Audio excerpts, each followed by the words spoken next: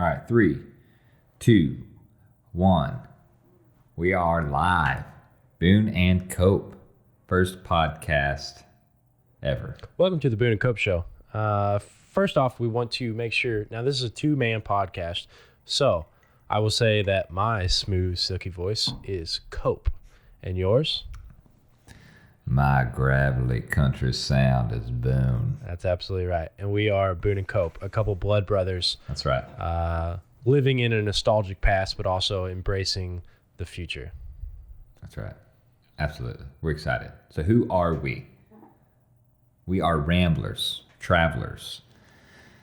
We are creators of various emotion-evoking media. Real-life method actors searching for different characters of reality. Old school and vintage life enthusiast, which is one of my favorite things, vintage life enthusiast. I love that. And we are most of all brothers bound by blood. Cope, talking about brothers bound by blood, digging back in that memory file of yours, what do you remember the most about selling our blood that night? I can tell you what, I'll hold my hand up to the camera. I wish there was a scar across my right hand. It's since healed over the last 8 years. But I know, man. The thing that I remember sucks. most is a hand soaked in blood combined with yours, but also the church bells ringing at midnight, which was a nice unplanned thing that happened serendipitously. Creepy, but cool. Nice touch. It was a high moon. There was blood dripping on the tracks. There was, man. And we said a blood oath, which has since been lost to time. Right. But I would love to retell it to you one day. I'm gonna try to lucid dream one night soon and see if I can pull that back out of my memory. It might be back there in the subconscious. It might be lost, but we'll find it. I remember how hard it was to cut our hands because we were so cold. So if you've ever been in Indiana at the end of December, good chances are you were probably cold. And if you can imagine going out in the snow without gloves, you know, your hands get pretty hard. They kind of get like leather. And ours were pretty calloused anyway. You know, that's right. We both had calloused hands from working. And really having to dig the tip of that knife and the blade of that knife deep into the hand and gripping it and just shanking that thing until we could get a good amount of blood flow. And there was a lot of blood. I think that's what we, looking back now, you know, we didn't even bring anything to stop the blood, you know, which is, it's kind of stupid. Definitely not for the squeamish and the faint of heart. No, I'm telling you that might be, I've done a lot of tough things in my life, but physically putting a blade across my palm and slowly sliding the blade across my hand with a tremendous amount of pressure until I bled a lot. That's up there with one of the toughest things I've ever done. But it was worth it. So here we are now. Brothers sealed by blood. Here's to you, brother. Cheers. Blood Brothers. 8+ years running now. And what we've decided to do is create a podcast to document our thoughts, not only for the general audience of the world, but also for the documentation of our future grandchildren, great-grandchildren, and so on and so forth. This is looking at you. This is podcast number 1 to all of our descendants and to let them know what our thoughts are today. Because today, to us is the present. Tomorrow, it is the past. So, absolutely. Hello from the past. Hello from the past and goodbye from the future. That's what I like to say. Now, so looking at an old picture, you know, this episode is specifically to explain why we're doing this podcast and what we want to get out of it, and more importantly, what we want you as a viewer, listener, audience, friend. We don't have any fans. Everybody's a friend. What you get out of it. That's the most important to us. So when we look at old pictures, like black and white pictures, they tell a story. You know, everybody always says, you know, a picture says 1,000 words, right? Well, imagine how many words a podcast says. You could probably count them. So That's what we're going for. I know you're the same way, Cope, but I look at a black and white picture and it almost makes me frustrated sometimes. It was intriguing for many, many years of my life up until just a couple years ago where I became frustrated. I remember I was at my grandmother's house and I saw a picture of my great uncles, and two of them I was very, very close to, and they're both gone. They passed on a couple years ago, and I saw a picture of them, and they were leaning up against the hood of a car. And they had some hunting rifles, had some shotguns laying out. They were obviously having a little fun that day. But I would love, and I just wanted to be able to figure out what they were thinking. What was going on that day? What was going on in their lives? Were they just having a good time? What was going on in the background? What was going on behind the curtain? And it just, every time I see a picture, man, it just makes me want to know more. And that's part of why we're doing this. We don't want people to have to look back on our pictures and wonder what we were thinking. They can just dig through the tapes, hear it for themselves. And the funny thing is, half the pictures that we take look like they were taken about 100 years ago. It's funny how we're drawn to the past, to the turn of the century for some reason. Absolutely. Things that were taken on old film cameras, analog technology. For some reason, the tangibility of being able to hold something in your hands feels greater than a digital sense. Absolutely. Speaking of old pictures, this guy right here. Wow. This is an old picture. So for those of you listening and not watching on YouTube, this is a picture of me, Ben, and Cope over there. We are standing in the woods, and it is in an old I think this is a 50s frame. Uh-huh. It's an old wooden frame built in the 50s. And the picture is pretty blurry, out of focus. That's right. It's on black and white with a little bit of sepia tone due to the paper that you printed it on. It's almost tea-stained paper. I printed it on I peed on a piece of really old antique paper, let it dry out, and printed it off. We're not that serious about it. But yeah, it's a couple fellas leaning up against trees in the woods. That's right. Just trying to recreate some of the photos that we've seen of men in the past. And I think we did a pretty good job. We did. I think so. So we love the old stuff. That's part of why we're here. So we also dress in that old vintage era as well. And the funny thing is, this isn't dressing up like costumes. This isn't right. This isn't the reenactments. You've seen the war reenactments, Absolutely. The Civil War, Revolution, everything. Those guys get really serious into it, which we can take a lot of value from the way they do things very authentically. But that's not what we're trying to do, is dress up and be like we are those men. We are taking the value that we see fit in our present day and putting it into our present. And we're not trying to be exactly like the men of the past, but we're trying to take the good and leave the bad. Right. That's a good way to put it. That's a great way to put it. Because there's a lot of bad back in the day. There still is. Yeah. There's a lot of bad now. Absolutely. It's never changed, And I think it's easy to look back into the past, especially pictures of your family, like I was talking about earlier, pictures of your great uncles, your grandma, great grandma. And it's easy to be mistaken that those were always good times, because that was the only moment that you have of them. That one picture, that's all you got. And maybe you got 10 pictures, heck, maybe you got 100, but that's still only 100 moments of their life. If you think about how many moments are actually in someone's life, it's billions and billions. Yeah. So to be able to actually dig in and figure out and find out the depths of their mind and their dreams and their heart, their soul, everything they've got, and what they were feeling, what they were thinking, that's where we're coming from. Yeah. We hope to change that by documenting our lives and saying, hey, you can know everything that's on our minds, what we're thinking about philosophically in the present day, what our interests, what our dreams, what our hopes are. Yeah. And I think, as this series goes on, like we said, this is episode 1. This is just giving you a general overview of what to expect from our coming episodes. But we're gonna get pretty deep, Yeah. Getting pretty deep into stuff. the very backs of our minds, the fronts of our minds, the bottoms, the tops, the middles. The funny Everything. thing is, with a lot of things we talked about with the podcast, we're going to go a little bit different than when we do the Facebook Live show, in that we're not going to do some things that are so surface level entertainment. We're going to try to dive into things that are a little bit heavier weight, because we feel like people that listen to podcasts are in a different mindset. You know, when you sit down and listen to something 15 to an hour to 2 hours long, you're in a different mindset than when you were randomly scrolling through Facebook. So, if you're going to sit down for a podcast, we feel like you have the attention span to dive into something a little bit deeper.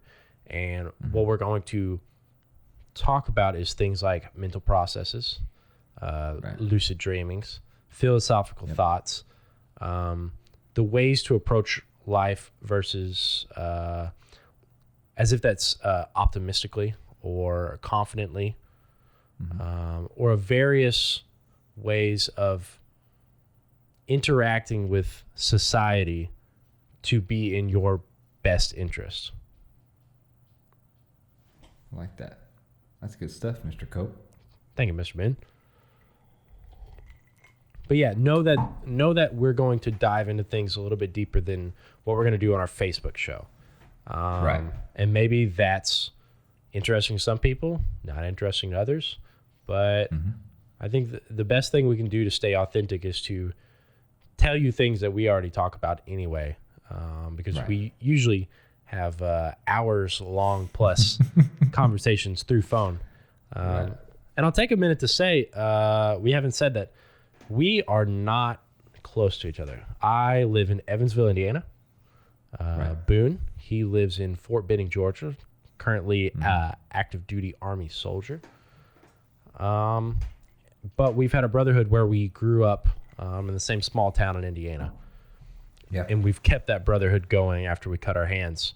No matter where we go, we'll always be brothers. So through technological advancements, this isn't the 1900s anymore, and we can stay connected. So we're super excited to have this filmed, to be able to FaceTime and have this audio that we can put out. So to let you guys know too, with that being said, it's not an easy thing to bring this podcast to you guys. We're excited to do it. We're happy to do it because we love it. But just to let you know, I have Cope on FaceTime right now, and he is positioned perfectly in front of my microphone.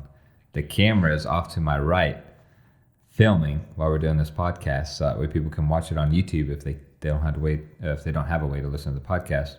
So we both have to be turned a certain way to the camera to make it look all right on the split screen. We both have audio rolling, so we're juggling a lot of things here to be able to do this. But thank God for the technological advances we so often curse. But we are happy for them because they bring us together, which is great. So that's why we're here. And I think a big part of what we plan to do are different segments throughout the show. Yeah. So if you guys tune into the next show, we're going to be diving in. We're going straight into, not really the first episode. It's going to be the second episode of Boone Cope, but it's going to be the first full-length, straight-up episode. Correct. And one of those segments that I'm really excited about, we're not going to share all of our things that we got, all our surprises, but one segment I'm really excited about is the Good Words segment. So we're going to basically, each one of us are going to bring a book to the table for the podcast.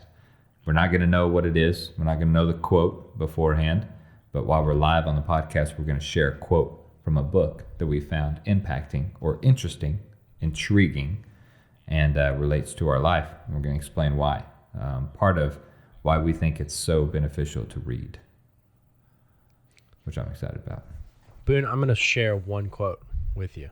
Give it to me. You ready? What you got? Now, this is from one of our famed heroes.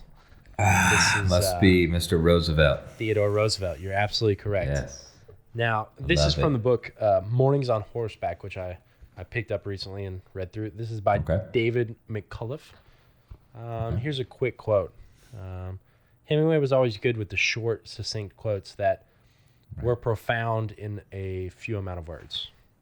He said, "Do what you can with what you have, where you are." And I feel like that works literally universally with everyone. That Absolutely. no matter where you are, what you have to be able to do something to advance your goals. Right. Which is awesome. It's such a small thing, such a small collection of words that mean so much. That's great. And I love feel that. like that's I'm glad exactly, it's almost meta. It's exactly what we're doing right now. We're using what we have to do what we can right now. And Right. it's funny that I think we'll I look didn't think back on about this. that. That's good. I think we'll look back on this one day and we'll say, wow, we really did bootstrap this production. Oh my gosh. But that's some of our best memories. Hey man, you got to start somewhere. It doesn't matter what you have. You always have something. Even if you think you have nothing, you have something because you're still breathing. I think as long as you have the thoughts in your mind. Exactly. You've got you're a still chance. Kicking.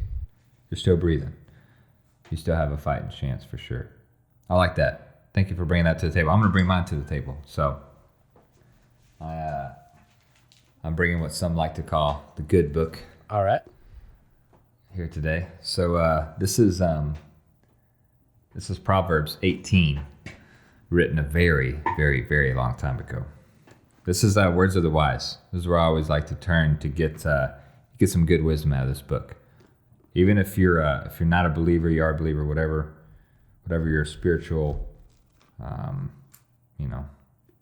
whatever you're into, there's still some good wisdom in here. Either way, good advice is good advice. Absolutely. So this is Proverbs chapter 8, 6, and 7. A fool's lips walk into a fight, and his mouth invites a beating. A fool's mouth is his ruin, and his lips are a snare to his soul. Ooh, interesting. That is one of my favorite lines. His lips are a snare to his soul. How do you break that down in the layman's terms? So breaking it down, basically, you talked about working with what you got, We all got a mouth. We all have a way of speaking. Whether it is, you can take it literally for lips, or you can take it with your actions. So a foolish man will walk into a fight by provoking whatever negative energy that he has to cause that fight. And he will always snare himself every single time. That's a foolish man. That's what he does. So you were talking about working with what you got. If you're always putting positive energy into where you are, then you're always going to get positive results. It might not always seem positive, but the more you do it, the more you are steering away from being that foolish man that is always inviting trouble into his soul, inviting trouble into his life. And you're always getting that what goes around comes around saying that people talk about. So yeah, which we're a big believer of, is putting good into the world. Yeah, and you can say it's a positive affirmation, or this is a karma point of view, or whatever spirituality you want to reflect this on. But the overall idea, the cliche is, if you're a good person, you'll get good things out of it, right? Right. Garbage in, garbage out, and the opposite is true as well. Absolutely. Which is part of what that was talking about too, What you take in is what you put out. So what you choose to take in is probably, honestly, going to be subconsciously put out in your life through your actions. And I think the funniest thing, especially interacting with people that are negative, is that you don't have to have a positive interaction with somebody that you gave positivity to in order to somehow reap that reward in the future. So if you act positively towards somebody and they don't return the favor, that's still okay. Right. Because somehow you've affected that person. They may not show it immediately. And that doesn't have to get you down and make you think, well, I'm not going to be positive to that person anymore because they were mean to me even though I was nice to them. That's all right. Because one day it will come around. Absolutely. That's what I was saying too. With that being said, positive energy gets positive results even when you think it's not that way. I assure you, the more positive energy you push out, it will make its way back to you. And even with a negative person, dealing with somebody that's completely negative almost all the time. And you see that, you see that every day. You go to the gas station, some guy walks in right in front of you and he opens the door and then he looks back and he sees you, and he just lets that thing fling straight back. Isn't that the worst? And it's like, gosh dang it, man, I know you saw me. Or that guy that cuts you off in traffic, and you just want to slam on that horn and run him down, It's like you deal with negative people all the time. But I assure you, the more positive that you put out, people eventually, even people that are negative, it rubs off on them. And they figure out, dang, this guy Cope, man. It doesn't matter what I say. Every time I'm in a bad mood, I come in there and this dude's just positive. I tell you what, the funniest thing that's helped me the most in staying positive, staying level-headed, like you talk about somebody that cuts you off in the freeway or whatever, is that you don't know what's going on in that person's life. Exactly. It may be a nice person's absolute worst day. The worst day of their life. Maybe somebody died or they have a sickness, illness, whatever. Yeah. That may be a terrible time in that person's life. Right. Yeah. But you're judging them on one moment. You've never even met the person. So I always decide to stay on the optimistic side and say that, hey, this person may be a great person, but this is one instance and I can't judge them on that. Right. That's exactly right. So when next time you see some crazy old woman driving around like a lunatic, cutting everybody off and trying to just think that there might be a chance she might be going to the hospital because, her boy just got his license and he's been in a wreck, You hate to think morbid like that. You hate to think negatively like that, but sometimes it helps, kind of self-check yourself. Yeah. Be like, hey, buddy. Whether you're right or wrong, you give people the benefit of the doubt until they prove you wrong. If you're positive, you win every time. I'll bring you one more quote. Hemingway said, the best way to trust somebody, the best way to know if you can trust someone is to trust them. Ooh, I like that. There's no other way to know. You either have to do it or you don't do it. Yep. You never know if you don't do it. That's for sure. So that's good stuff. So see, this is exactly why we want to do this segment. Because all of this conversation we've had for the last couple minutes has stemmed from us saying one short quote from a book. That's right. And look at this insightful conversation that it turns into. So this is part of why we do, and this is honestly what we're trying to get across on this podcast tonight, is that we are just trying to put some good out into the world. We're trying to give our ideas, our concepts, and we are hoping that it maybe, makes somebody's day a little better, or maybe years and years down the road, our great-grandchildren can dig into the box of files and be like, this is my great-granddad, man. Look at this stuff. This is crazy. Absolutely. It's a win for us either way. Right. Absolutely. And so we're happy to do it. We're happy that you guys are with us and joining us. We'll talk about more of the segments in our next podcast. We've got pretty much a good structure for the show so far. We've got a lot of cool stuff. We're going to be telling a lot of stories too. I mean, you got to figure out who Boone and Cope are. There's a serious side of ideas and concepts and, intellectual nonsense, but then there's some humorous tales like the time we almost died in the freezing cold, the time we almost lost our limbs to some gators down in South Florida, and all kinds of good stuff. So we're excited to share that stuff with you. We're excited for you guys to join us, and we're happy to be on this podcast. So Cope, you got anything else for him? Absolutely not, Boone. I look forward to doing this podcast with you. I would say this is episode number 00 or 01 for the rest of our lives. For the rest of our lives. This is the first one ever, and you're listening to it now. So hello to us in the future when we're old, aged, have some crow's feet, and we're wrinkled old men. We'll look back on our younger selves with more darker hair and say, wow, those kids didn't know anything. Which is funny because for those of you listening to that, we've actually done that already. We have a video that's about 8 years old right now of us sitting on a couch talking to our future selves. The time capsule. It's called the time capsule video. And we're basically giving advice from the past. So we've actually sat down and watched that together about a year ago, and it's like I said, it's about 7 or 8 years old now. So we're gonna keep doing that too. So a few more years, we'll do one on each decade. So absolutely. So all right, well, we appreciate you guys listening. Thanks for tuning in. This is Boone Cope Podcast, episode 001. Absolutely.